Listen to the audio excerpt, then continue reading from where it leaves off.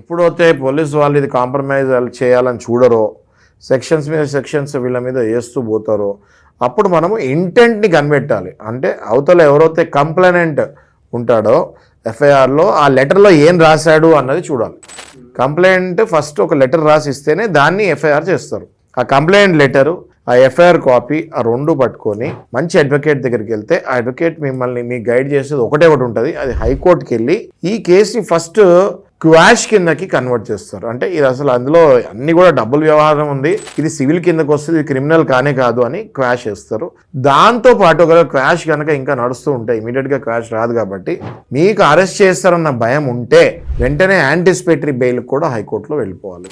ఒక పక్కన anticipatory bail, ఒక పక్కన క్వాష్, రెండు కేసెస్ మనం హైకోర్టులో వేసుకుంటే క్వాష్ వచ్చేలోపు మిమ్మల్ని అరెస్ట్ చేస్తారన్న భయం ఉండకూడదు కాబట్టి యాంటిసిపేటరీకి మనం వెళ్ళిపోవాలి.